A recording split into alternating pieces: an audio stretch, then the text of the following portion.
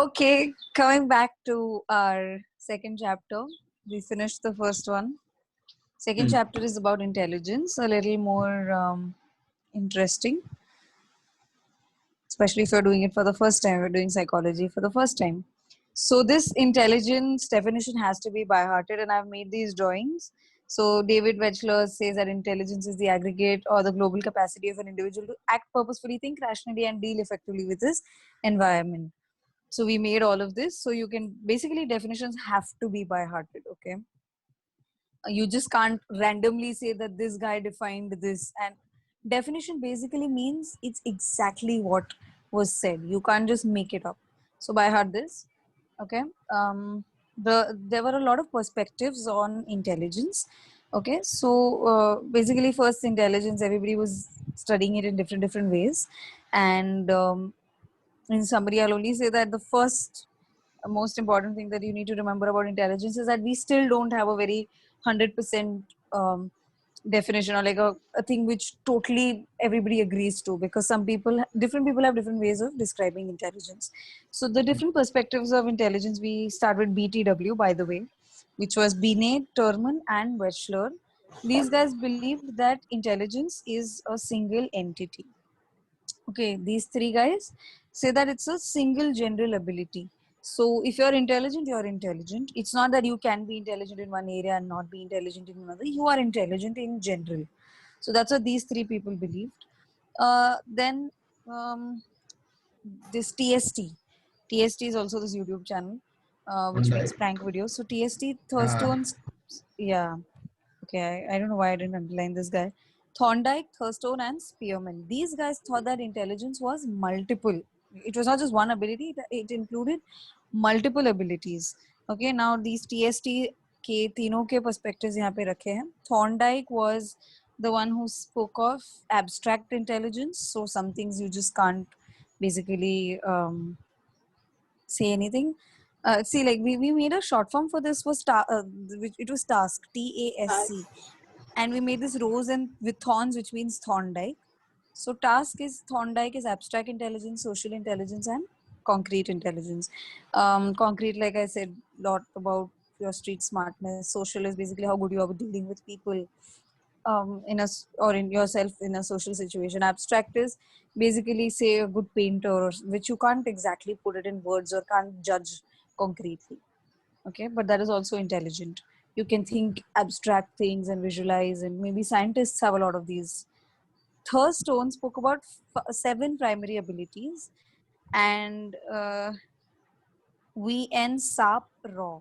That's what we need. Voice note SAP raw. So a snake is sending us a raw voice note.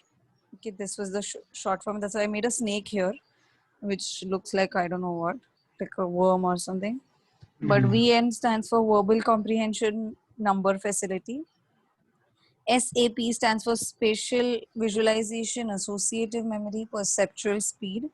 And RAW, RAW, stands for reasoning, RW. associative. Huh? RW. Yeah, RW, basically, yeah. yeah. So reasoning, raw, matlab is easier to know. Reasoning and word. Word, These are word the, fluency. yeah. So that's what this guy said. See, it's important. This time the boards might be MCQs, so it's important that you know these things. It's good that you know it. Anyways, if you will pursue psychology in the future, you will definitely have to study this. So might as well study it right now, because in the future you'll have to study it less. Another thing is Charles Spearman. So this guy, we made a spear here. He did factor analysis. So he spoke of 2 types of intelligence: general, which is G factor, and specific, which is S factor. So he said कि एक general intelligence होता है और एक specific होता है. General is your basically minimum competence to carry out your daily work, and specific includes your specific abilities to solve problems in a specific area. Like a plumber might be intelligent in his particular area, a musician in his. So that is general and specific intelligence. Cattell and Horn, we made a cattle and horn here. So they spoke about fluid and crystallized intelligence. Okay, so basically fluid intelligence in general is basically all dependent on your how have your you have you done your neurological development, and it's free from any learning. Basically, you're naturally gifted and these kinds of things. Whereas crystallized intelligence is basically how much you have attained in terms of, say, you might not be born with a lot of intelligence, but if you become a PhD, you attain a lot of intelligence. So that is your crystallized and fluid intelligence, which was made by cattle and horn. You see this horn, Yeah. we kind of also made it blue because it looks a little fluid like water. Okay. So I went over this in detail because I believe that for your MCQs, it's a very, very important part. Now, Howard Gardner, he spoke of multiple intelligence. So he said people don't have one but many. So he spoke about linguistic, logical, spatial, musical, body kinesthetic, intrapersonal, interpersonal, naturalistic, and existential here. Okay, so we made millibens. The short form was millibens. Okay. Now the measurement of intelligence, the first guys that we studied this text are Paul Broca and Sir Francis Galton. Galton, by the way, was a nephew of Charles Darwin. So these were the first scientists in the mid 1880s who started doing a battery of tests, which means a number of tests together. They measured head size, reaction, visual accuracy, auditory threshold, breathing capacity, which determined intelligence. And they measured, basically they thought measuring the size of the human skull can show how intelligent a person is, but it did not prove useful. But at least it started the test of intelligence. Then Cattell, he was an assistant at Galton's laboratory, and he established a lot of similar laboratories in US, and he made the mental test, which was um, it was the first time in psychological literature where he used this word mental test. Okay. And he said that it must be standardized means you have to give it on a lot of people, at least 20-30,000 people, for example. On an average today they sit for a test, and then basically standard given to everybody, and uske hisab se we make a standard ki this is average, this is above average, as per the a lot of people who participate in it. So in the 20th century in Paris, um, the school authorities wanted to do intelligence test, and that resulted in Binet-Simon intelligence scale. In 1905, Binet was called the father of intelligence test. He made a intelligence scale which had logical reasoning and naming objects. The scale was revised in 1908 and 1911. The reason I'm also marking this is because it's obviously going to come in the future if you study psychology in a lot more detail. Terman guy, who was from Stanford University, revised the Binet-Simon intelligence scale, and he added new age norms, basically age-wise norms. So age norms, matlab jo rules hote ki, for example, today average IQ say is between mm, at that time it must have been different. Say today it is between 100, and the 100 is like a proper average IQ. So at every age, for me to score on an intelligence test, if I score 8 when I'm 8 years old, then probably my IQ is 100. And if I score a 10 when I'm 8 years old, then my IQ is more. In the same way, so average IQ age norms is according to every person's age, basically. कि ये age पे average ये होता है. So that's why average IQ is an average of score of this score. So that is how we added some norms. Okay, then the First World War happened, which was in 1914 and 1917, where this Yerkes guy, with the help of his colleagues, made the Army Alpha test. So they wanted to measure and check whether army soldiers are intelligent or not, and they were recruiting like that. So they made the first Army Alpha. Then they made Army General Classification. So that was used very largely in recruiting soldiers in the World Wars. Okay, Wechsler in 1939, which Wechsler scale is used till date as the intelligence test all over the world. So he made first in 1939, where he made the Wechsler-Bellevue intelligence scale. It was revised in 1955. Then he made Wechsler's adult intelligence scale, which is called WAIS. The recent most is the WAIS 4, which was released in 2008 by Pearson. He also made WISC, which is Wechsler's. Sorry, he also made WISC, which is Wechsler's intelligence scale for children. And yeah, currently WISC 5 is going on, and he made a lot of other tests. The concept of, do you guys remember the concept of mental age? Okay, I'll Yeah, yeah. remind you.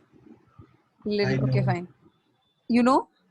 Like mental age and it's like inside, Right. Yeah, okay. Basically, this guy, Bine, started saying he made a intelligence. Sorry, I believe, yeah, William Stern in 1912 made this ratio of mental age. So basically, and then Terman refined the formula.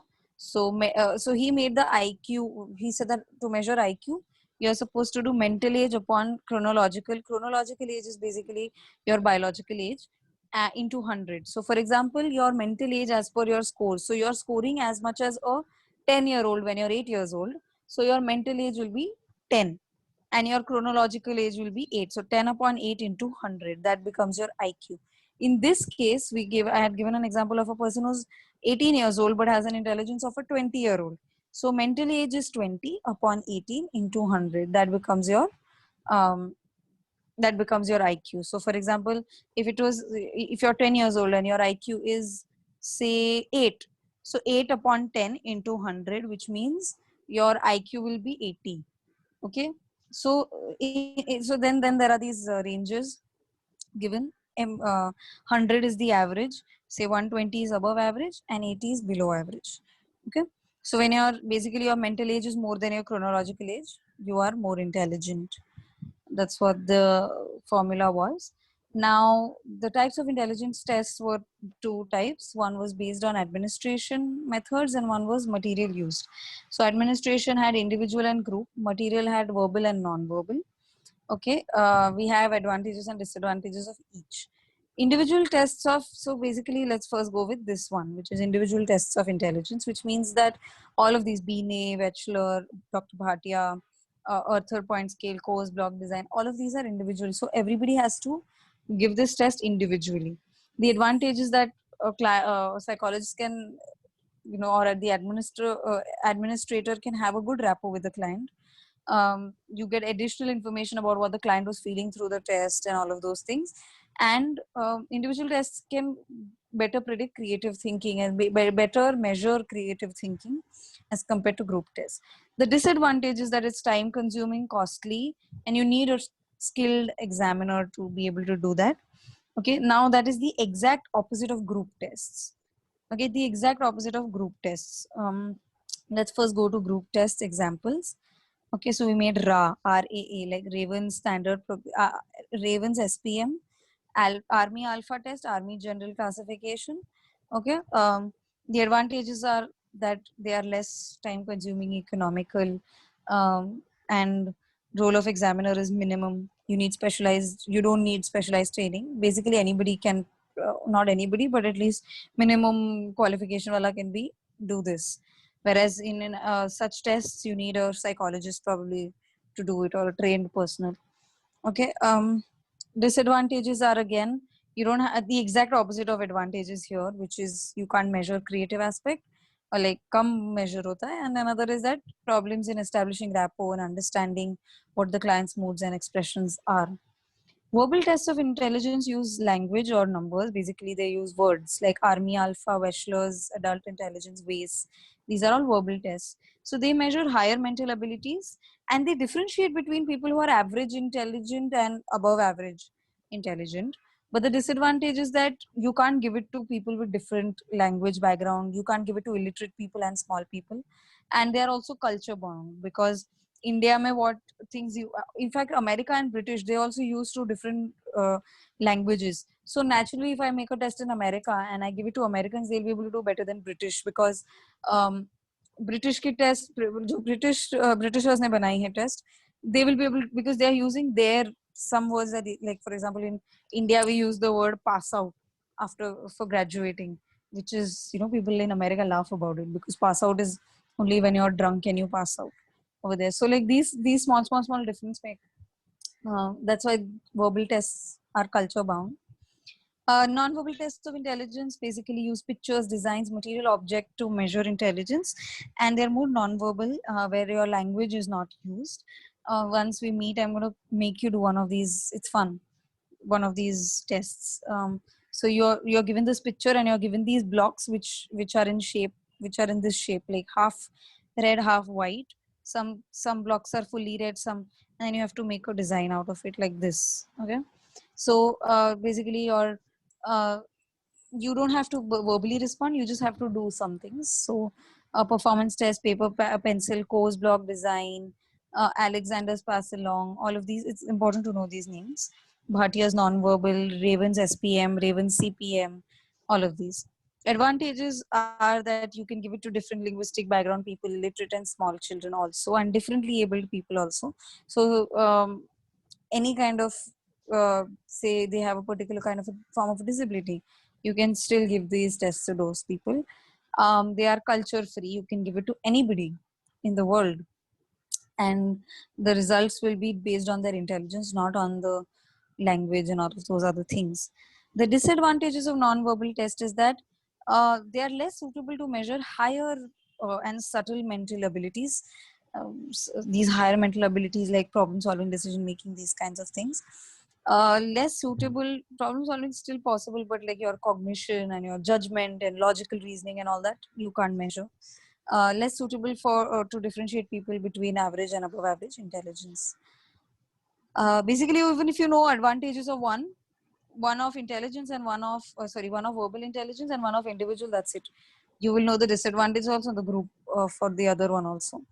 Application of intelligence in various areas. So we have effective schooling. For the application, we made a short form VC Me, which is video call me. Okay, so let's go with that. VC, probably vocational PW. and Yeah. yeah, vocational counseling. Vocational counseling, career Yeah, counseling, VC is for mental career health. counseling. Yep, mental health aiding, effective parenting, and For effective school. schooling. So that is where these tests are useful. Okay, basically, you can read these the things that we've only marked in these. So mental health is to understand therapeutic, rehabilitative. Effective parenting is to know how the child's capacities and decide as per that कि उसको कौन से school में डालना है and all of and have realistic expectations basically. If your child does not have a very high intelligence in terms of verbal and numerical, then you should not expect him to go and just go into academics. A child could be good in something else. Career counseling के लिए important because based on that you can choose your careers. Vocational counseling is so that you can get the best kind of job fit. Otherwise, if you're not good at something, you don't enjoy it and you're likely to drop out or not attend, right? And for schools also it's good because teachers and authorities can understand which student needs more attention and all of those other things. Okay.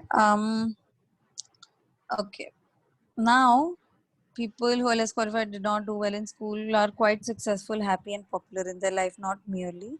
So intelligence is not just your cognitive abilities, because a lot of times people who are not so good in studies can also do well in life. So Thorndike was a psychologist from Columbia University. He said social intelligence for the first time in 1920, and Gardner said interpersonal intelligence for the first time in his multiple intelligence theory. This guy Albrecht said that social intelligence is your ability to get along with self and get along well with others and to get them cooperate with oneself. So basically how good you are. A lot of people, good businessmen are or good leaders basically have these abilities, and that is also an intelligence. So this guy said yep, he gave Those some are examples of social toxic and intelligence, right? nourishing behavior. Huh? We don't have social intelligence and Wait. emotional Social intelligence. intelligence and emotional intelligence is not there. Okay, so let's go over it Even very quickly. yeah, I'm not reading all of these जहाँ पे मैंने mark किया है because I have not made red color lines like that. So basically, yeah, this is social intelligence. Emotional intelligence I thought was very important, but still it was cancelled. Emotional intelligence is basically these two guys, Mayer and Salovey, spoke about it. They said that a lot of times intelligence can only predict that you will get a job, but emotional intelligence predicts how well you will succeed in it. So in emotional intelligence, as you're perceiving emotions, using emotions, you have to be able to identify your own emotions. You have to, I've not given to you guys, but for my counseling, I often give the whole emotional wheel, so you can perceive it well. You can use your emotions correctly. You can understand them and manage them. So that is what makes you a person who gets angry easily, cries easily. They are not very emotionally intelligent. Emotionally intelligent people are more in control of their emotions. Okay, artificial intelligence is we have this. And Do we have artificial? no, no, no, yeah, Okay. नहीं है artificial नहीं है. intelligence. Yeah, I don't think so. These मैंने three intelligence were there. We had मैंने marked mark it. किया We इधर नहीं cancelled it. है. इमोशनल नहीं है, Society सोशल नहीं है, एंड cultural आर्टिफिशियल भी नहीं. Yeah, but anyways, I'll still go over it so you guys can या just kind चलेगा. of. It's okay. Artificial intelligence is basically you're using computers and algorithms to uh, basically everything. Like you use Siri or these are all artificial intelligence. It's like computers trying to replicate humans. Now we also have, they're developing artificially intelligent counselors, or you see autopilot on in your flights. These are all artificial intelligence. Okay, so it has a lot of basically, but then obviously in comparison to artificial intelligence, human nature is still superior because obviously we have the moral judgment, we have a lot of other things which probably artificial intelligence may take a long time or may not be able to learn. As of now, we don't know. With technology things might change, but as of now human intelligence is certainly on an upper hand. So that is the second chapter. You guys have any questions? Even Siri is artificial intelligence. No? Yeah, Yeah. all of these things are basically your artificial intelligence, different types of intelligence. But this is just a summary, so you guys have to know your chapters for me to be able to kind of run through it in say 20 minutes or less, to be able to show, to be able to give you a perspective of these chapters.